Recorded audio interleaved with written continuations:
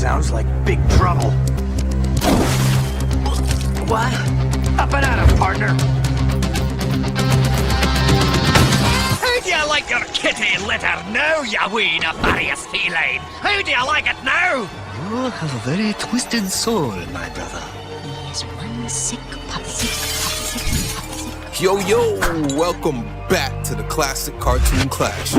My name is Ryan Banks, and you're about to witness two legendary cartoons going head to head. So grab a drink, grab a snack, sit back and enjoy. Now let's get ready to clash. We're going head to head, get ready to clash. We're going head to head, get ready to clash. We're going head to head, get ready to clash. We're going head to head, get ready to clash. Hey, before we even get started, let me know down below in the comments who you got. Which team are you rocking with, red or blue? Now, let's get to it. Do you remember back in the day when cartoons would have that signature look?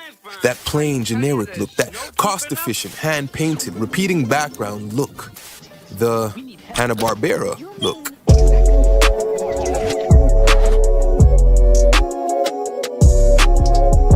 The formula was becoming stale. Kids wanted something new. The playing field was changing right before their eyes. Animation styles were looking more advanced. Violence and action were taking over. With ratings and viewership slipping, Hanna-Barbera knew they needed a hit to keep the lights on. They took a gamble and tried something completely left field. A wild idea was presented. Something much different than what we've come to expect from the family-friendly company. Insane action sequences, dogfights, guns and missiles, tanks.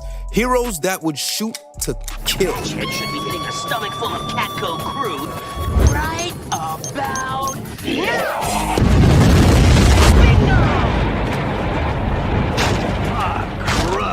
Swat KATS, the Radical Squadron.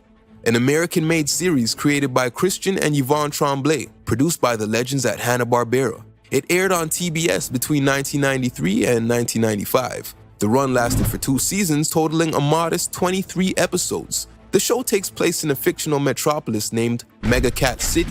It's a unique city. No humans, only cats. Throughout this series, we see the duo fight various baddies. Mad scientists, mutant plants, and most notorious is a feline named Dark Cat. They even receive resistance from this prick, Commander Pharaoh, and his police force. This mother... I wanna punch his face! Jake Clausen, codename Razor, and Chance Furlong, codename T-Bone, are former members of Mega Cat City's law enforcement. Long story less long, they were discharged after disobeying some questionable orders given by Commander Pharaoh. It was our tag, Commander. None of this would have happened if you hadn't interfered. That's it! You're off the force, both of you! Suits us. After losing their careers, the two cats started working at a junkyard. Being exposed to everyone's garbage, they realized just how many good items people throw away. Using scrap metal from discarded military equipment, the cats managed to build a bunch of vehicles that helped them carry out their missions. A fighter jet called the Turbo Cat, a drill called the Turbo Mole, and an off-road Jeep called the Thunder Truck, and a few others. Razor and T-Bone patrol the city as the Swat Cats, a vigilante group ready to defend their home against any and all threats. They keep their identities secret from everyone by using masks and code names. I suppose you're responsible for all... Don't try to pin this one on us. Actually, I was thinking about thanking you, but I've changed my mind. Whether it was the action sequences or the incredibly ambitious animation style, the show was a hit. People loved it. But animated violence was frowned upon in the early 90s. The company that gave us family-friendly classics like the Flintstones and the Jetsons was now receiving a lot of criticism for its violent content. Even after becoming one of Hanna-Barbera's highest-rated shows, Swat KATS was cancelled after only 2 seasons. The company would go on to focus on projects like Johnny Bravo, Dexter's Laboratory, and the Powerpuff Girls. Go watch. The network backed up their decision by simply saying Hanna-Barbera had other cartoons that didn't encourage kids to shoot people. Guess they thought content like this was a lot more acceptable. I hope you like it. Well, what do you think, Dexter? Does it taste like...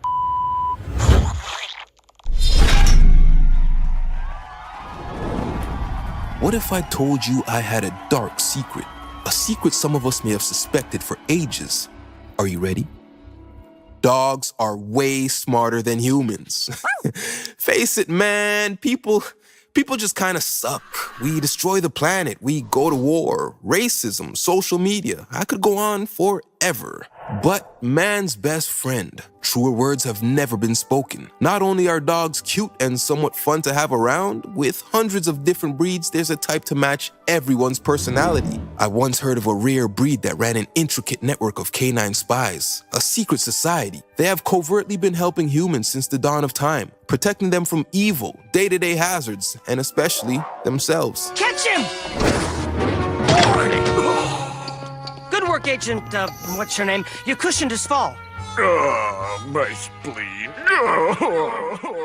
The Secret Files of the Spy Dogs, an American-made series created by Jim Benton. It aired on the Fox network, more specifically Fox Kids, which was a Saturday morning programming block dedicated to cartoons. It ran for 2 seasons, amounting to 22 episodes. Due to low viewership, it was canceled in 1999 before production on a 3rd season could even begin. This is one of those weird shows that I thought was more popular than it really was. Me and the boys would link up on the weekends and discuss every show from the Saturday morning lineup, so I just kind of assumed every other kid on the planet was doing the same. Then it came time to prep for this cartoon clash, and I could barely find any info or anyone talking about the series. Hello, what's this? A message from Dog Zero. Mommy, why is Ralphie doing that? Well, I don't know, dear. I'm afraid dogs just aren't that bright. The Spy Dogs are a secret organization of canines that are dedicated to keeping mankind safe. But the catch is, they always save the day without letting their masters know about their activities. These smart animals always cover their tracks, or make their work look like a human saved the day. The highly trained spies live in the fictional city of Smallton, USA. They report to a mysterious computer named Dog Zero. Throughout the series, he is never seen, but he's the mastermind behind all the missions. Ralph, Dog Zero here. Oh, sorry, sir. Go to the bathroom immediately. What, right here? On the rug? My old man will kill me. Go upstairs into the bathroom. All right. Dog Zero usually contacts his soldiers via toilet bowl projection. It is here he gives all the details about the mission at hand. The Spy Dogs go about their missions using special tactics, GPS, heavy machinery, dog tag walkie-talkies, robot humans, planes, binoculars, boomerangs, RPGs, rifles, and of course, plastic explosives. Where do they get the money to purchase all this expensive technology? Well, they get it from... What I'm trying to say is that Cartoons don't have to be 100% realistic. they go up against a variety of enemies, but the most evil and dastardly is the world's smartest cat named Catastrophe. Over the course of 22 episodes, we see the heroes solve mysteries like why dogs play fetch and the reason for time moving slowly or flying by. The show features voice talents of celebrities such as Adam West and Mickey Dolenz from the 1960s band The Monkees. Then I saw her face. Now I'm a believer. Spy Dogs was a unique show like no other at the time. It focused on creative problem solving, over-the-top action, using your head and the value of thinking outside the box. Shortly lived was the run, but a good run nonetheless. And now it is time. To your corners.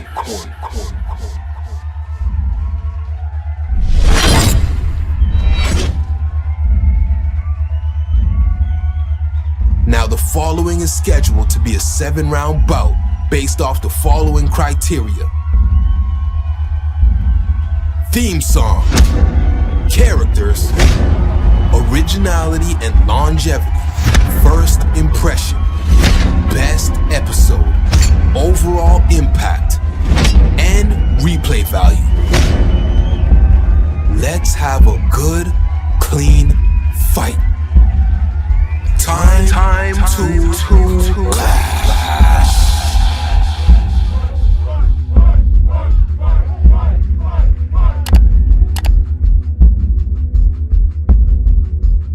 Theme song.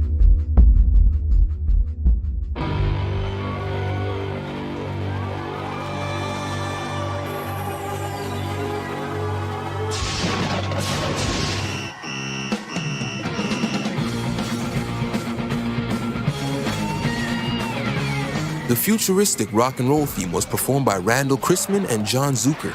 The two reunited in 2018 for the 25th anniversary of Swat KATS.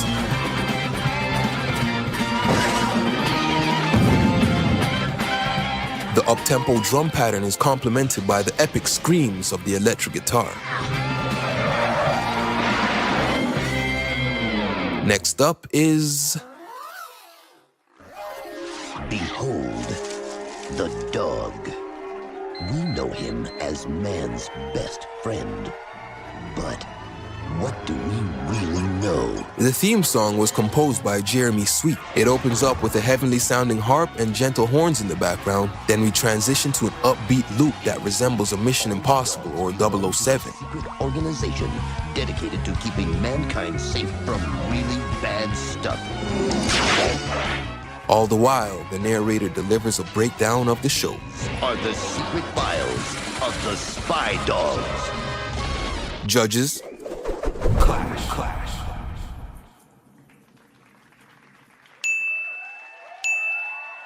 The judges agree. Swat KATS by a landslide. Round 1 to the blue team.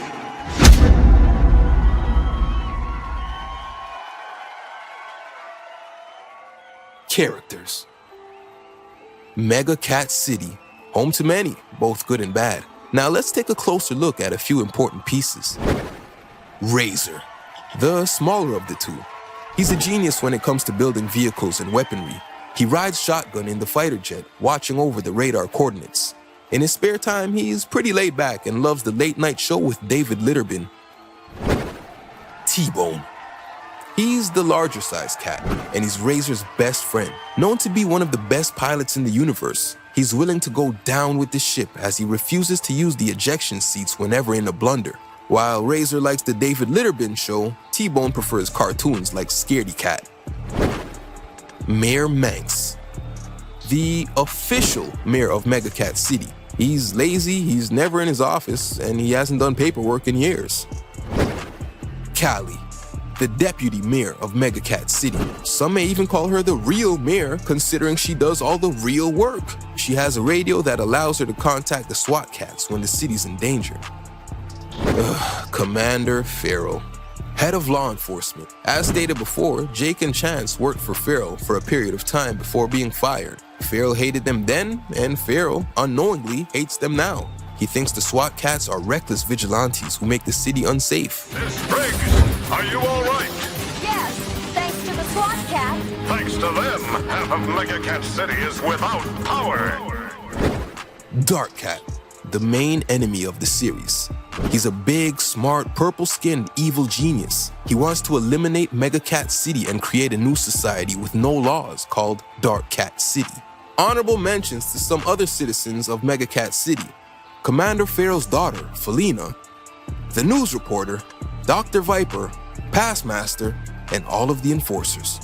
On the opposing side, the squad has dozens of members, so let's focus on the main agents. Dog Zero, the leader of the Spy Dogs. Being so high in rank, his identity must remain hidden at all times. So where does he hide? A toilet bowl, of course! He's never shown clearly on camera, so we have no idea who he is or what he looks like. What we do know is that Adam West does his voice. That's right, motherfucking Batman himself. Hi! Hey, Charlie, thanks for sending us a replacement. I'm Dog Zero. Okay, Charlie. Why do they keep calling you Charlie? I have no idea. Ralph, one of the highest ranked Spy Dogs, the main character and the leader of the group. He gets orders from toilet lover Dog Zero and then assembles a squad fit to pull off the mission. Mitzi, another high-ranking Spy Dog. She's very skilled at martial arts, and her hair bow has many uses like a boomerang and a throwing knife. And I'm pretty sure her and Ralph are knocking boots on the low. Von Raby, another main agent of the Spy Dogs. He loves to fight, but don't let his aggressiveness fool you. He's also a genius. Scribble, a Spy Dog in training. He's kinda dumb and slow-witted, but he brings comic relief to the show. Catastrophe, the primary antagonist in the series. This evil cat is always hating on the spy dogs. He lost his tail and had to replace it with a prosthetic one. Honorable mentions to other members of the team like Angus, Frank, Stahl, Noodle, the SWAT team, aka the Bark Squad, and all of the humans. Judges. Clash. The judges agreed that both shows have a good lineup, but SWAT KATS has a more impactful roster, and the enemies are more memorable. Round 2 goes to blue.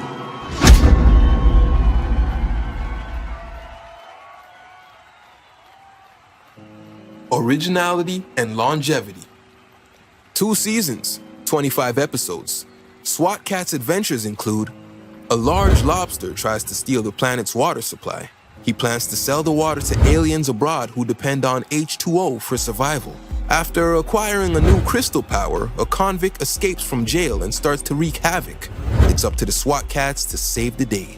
Dr. Viper, Dark Cat, and the Metallic Cats join forces in an attempt to end the SWAT KATS for good. Some of the biggest villains appear in this one episode, an exhilarating season finale. All for one and one for all. Destroy the SWAT KATS! Destroy the SWAT KATS! The spirit of Red Lynx, a legendary pilot from the Second World War, is out to kill the Mirror. The SWAT KATS must stop him before he succeeds. The Cats encounter a unique enemy named Hard Drive. He has the ability to travel through anything with electrical circuits. The Mirror reveals plans to build a new park on a tropical island. While there, a rock monster named Volcanus awakens from his 1,000-year slumber. Razor, get your tail out of there! Razor! T-Bone, get away! 2 seasons, 22 episodes. Spy Dog's adventures include: an evil genius named Dr. DeSalle and his gang of robotic housewives plan to steal every piece of technology on the planet. Evil Granny Larson uses her triplet grandbabies to pickpocket and steal from banks. Some foolish human stuck a flagpole in the moon and punctured it. The Spy Dogs must gather enough funds to replace it. In order to keep our actions a secret from the humans, we'll have to switch the moons during the lunar eclipse in exactly 9 days. So get out there and get sniffing. Catastrophe creates a special formula that causes dogs to transform into cats, including the Spy Dogs. We follow Ralph and Mitzi as they drive around helping dogs in distress in this cops parody. The Bark Squad is given an escort mission. They must safely overwatch Old Lady McGillicuddy as she travels 1 block and crosses the street. Take out the kid. But sir, I thought you said we have a mission here. Nothing can impede the target's path across the street. But he's only a kid. Just immobilize him. What did you think I meant? Judges. Clash.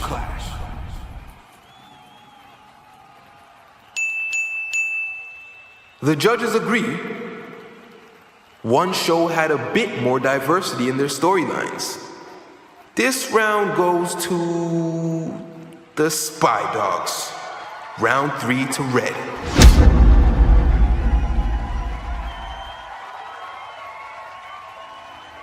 First impression. Season 1, Episode 1. The Past Master always rings twice. We start off with 2 grave robbers looking for items they can sell to a museum. They dig up a chest containing an evil wizard named the Past Master. Turns out he's been trapped in there for the past 800 years. He summons a few skeletons to help him search for his book of spells. While digging, the villains run into some resistance from the law. The jet quickly disposes of the skeletons and then takes the chest to a museum of history. The Past Master believes this same museum has his book of spells. He breaks into the museum and uses a spell to have the security guard mauled to death. While in the middle of some high G training, they notice that Callie hit the alarm. T-Bone here. Miss Briggs, do you copy? Sounds like big trouble. Upon arrival, they fend off the prehistoric beast and save Callie. The Past Master locates his book of spells, the Tome of Time. He uses it to summon a Megasaurus Rex. T-Bone and Razor take to the skies as they engage in battle with the dinosaur in this well-animated fight sequence. The jet takes damage, the SWAT KATS lose control, and accidentally enter a portal to prehistoric times. Well, I'd better get to work fixing that torn fuel line. Fine. The closest gas station is only 1,000,000 years away. Back in present time, law enforcement is going to war with Past Master and Megasaurus. The Tome of Time reveals if a spell is recited from the tallest clock tower in town, dinosaurs from the Dark Ages can time travel to present time. As he makes his way to Town Hall, the SWAT cats are trying to find a way out of the prehistoric land. T-Bone and Razor funnel the gaseous fumes from a volcano and use it to power their vehicle. They travel through a portal back to present time and have an aerial showdown at Town Hall with the Past Master. They knock him back in time, and the Tome of Time is shredded in the jet's propellers. The day is saved thanks to... Next on the chopping block, Season 1, Episode 1A, K9. The episode kicks off with a human on the couch pigging out while watching an exciting bowling match, when all of a sudden he inexplicably bites his fucking dog. Ralph is in the washroom receiving the briefing from Dog Zero. The goal for the day is to find out why humans turned on dogs and started to bite them. Ralph's master kicks him outside. While there, Ralph uses his X-ray collar to locate his secret bone pole, which he uses to vault over the fence. Noodle flies in from France to help out with the mission. He comes to the conclusion that snack food is the reason humans are behaving oddly. Noodle also believes the cats are the ones poisoning the snack food. Ralph unintentionally volunteers to dress in a decoy suit. He is quickly put through cat school and is taught the behavioral patterns of a feline. Cat Ralph then infiltrates a snack food factory. Here he finds hundreds of jars labeled K9. He smuggles a jar outside and gives it to Agent Frank to take back to the lab to undergo studying. Frank, get this to Angus ASAP. I'll call in when I find it. Ooh, look at Mr. Bossy. You can't say hello to a person? From a pup I've known him. Always with the rushing and the doing and the spying. After some tests, the dogs discover that K9 is an edible compound that makes humans hate dogs. Back at the snack factory, Ralph has been captured by the evil Catastrophe and his goons. The cats plan to torture Ralph and beat him to death. Out of nowhere, Mitzi and a helicopter show up. Say hello to my little friend! She helps fight off the cats, and then they have a showdown on the rooftop. There's nowhere left to run. You're on the last train to Barksville, and there's no one at the station. How common. I only fly first class. Ralph is about to push the cat to a bloody death, but he flies away from the scene. The dogs destroy the remaining jars of K9 and vow to be on the lookout for tainted snacks. Judges? Clash. The judges agree.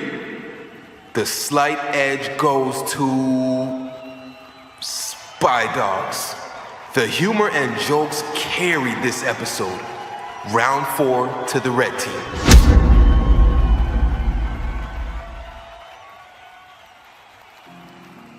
Best episode. Okay, this is pretty action-packed, so I'll try to breeze through it without missing any important details, alright? Here we go.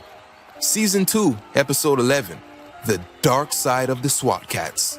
The episode kicks off with Razor and T-Bone testing out a new radar that only functions in the rain, when all of a sudden they get hit by lightning! It knocks out the radar and they almost crash into Farrell, who seems to be out taking a nice, relaxing flight in the rain, I guess. Farrell starts attacking, and he even calls his niece Felina for backup. They safely get back to their hideout when they realize it's been vandalized. Dark Cat appears from the shadows. Oddly enough, he talks to the two cats as if they're friends, as if they're teammates. He then goes on to ask the cats if they got the mega detonator. Dark Cat promises to blow up the police station, kill Farrell and his enforcers once he gets the detonator. He demands the cats get it. Then what are you waiting for? Get the Monologue and steal that detonator! Razor, what the heck is going on? I don't know. Let's just get in the jet and get out of here. They hop in their jet and fly out. Razor and T-Bone try to make sense of things when they remember the lightning that hit them. It's now obvious the lightning hit the radar and caused them to be sent into another dimension, a dimension where evil versions of them exist. Of course! Going forward, I'm gonna refer to good cats and bad cats a lot, so just bear with me. The bad cats arrive back home and Dark Cat yells, wondering why they're back so soon. They come to the conclusion there are two imposter cats lurking around and plan to go murder them. The good cats infiltrate a heavily guarded facility, climb the roof, enter a vent, and sneak by a dangerous foe. Closely behind are the bad cats, who aren't so stealthy. They beat up a guard and even kill one of them. I'm pretty sure they snapped this guy's neck right here. You know he's dead. Razor, the good one, finds the detonator and starts to exit. I got it, buddy. Now let's get our tails out of here before Dark Cat finds out we're not who he thinks we are. What? The good cats are fighting the bad cats as the detonator rolls all over. Then one of the bad cats escapes with it. Feral and the enforcers show up and arrest the good cats. Callie shows up, but she's evil and works for Dark Cat. Bad Callie frees the good cats, thinking they're bad like her. The good cats, bad cats, and Feral get into an epic dogfight. War in the skies. The bad cats make it to the police station. Just drop the bomb. We spent years waiting for this moment. Then I guess a few minutes won't kill you. Chill out. This won't take long. The bad cats fire a homing missile at the good cats and they go down. Rest in peace. Oh, never mind. The good cats emerge from the water. Razor turns on the radar. He then shoots wet cement to stick a missile to the bad jet. The jet explodes, kills the bad cats, Dark Cat is pissed, and Bad Callie goes to jail for collusion. The cats manage to make it back to the correct dimension with the day saved. And now, on to the next. Season 1, Episode 7A, IHRF. We start off with two kids walking into their favorite fast food joint when they discover the business is under new management. IHORF, or the International House of Raw Fish, only serves rancid fish parts, and they have taken over every restaurant in town. Dog Zero does the mission briefing with Ralph, then dispatches Mitzi and Scribble to help him on the field. They find the name of a company on a discarded food wrapper, and they decide to track down the location. They arrive at Blowfish Foods Incorporated and break into the facility. Guard, wake up. We have intruders. Hello, unwanted guests. Oh, yes, sir. Yes, sir. They start to destroy the factory and make quick work of the two guards. They make their way to the boss's office when they discover the boss is a big, evil, tiny little fish with a weird voice. He then gives the origin story of how he was created. I gave this blowfish a 3,000 IQ. What for? Felt like it. Oh, and I made him incredibly evil. Really, why? Because it's funny. He's an evil fish. It's funny. Oh man, I wish we knew some girls. And now you know. That's it? The fish goes on to explain he's ruining fast food for kids simply because he's evil and has nothing better to do. The fish makes a run for the toilet and we see a slow motion chase sequence. The dogs close the lid before he could successfully commit suicide. Using some conveniently placed helium, the fish manages to escape. He tries to flush himself down another toilet. Now I can escape into the sewers. What joy. A quarter? You must be kidding. I'm the richest fish in the world and I don't have a quarter? Irony can be so ironic. The spies capture the fish and force him to go to therapy. With the evil fish held captive, all the restaurants are revived and all is normal in the world. Judges? Clash. The judges agree. SWAT cats by a large margin. Game point.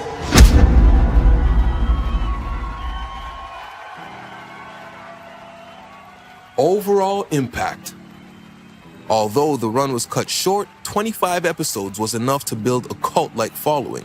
SWAT Cats was released on VHS, DVD, can be streamed on various platforms, and according to Nielsen ratings, SWAT Cats was the #1 syndicated animated show of 1994. There were toys as well as video games on classic consoles. The series had a short-lived run. Nonetheless, it managed to develop a small fan base. Spy Dogs can be found on DVD. You can stream it on, well, right here. At the time of recording, it's available on YouTube. Full episodes too. Not sure who owns the rights, but it seems they don't care that it's floating around online for free. Judges? Clash.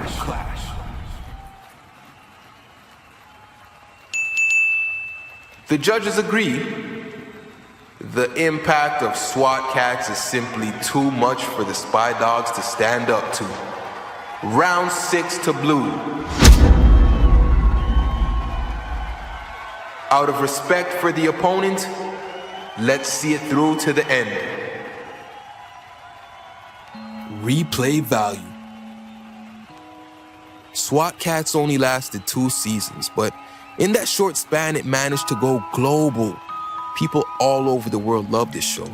The Spy Dogs run was almost identical with their 22 episodes, but the popularity was leagues behind the SWAT KATS. Honestly, SWAT KATS demands respect for the risk factor alone. A company known solely for family-friendly content produced this violent, action-packed masterpiece. Although tame in comparison, the Spy Dogs was still an ambitious show for its time. It's actually pretty good. If it wasn't, they wouldn't have landed actors like Adam West, right? But SWAT KATS, man, the art style, the direction, the characters, and who could forget the background music? It's easy to see they believed in their idea and put the money behind it.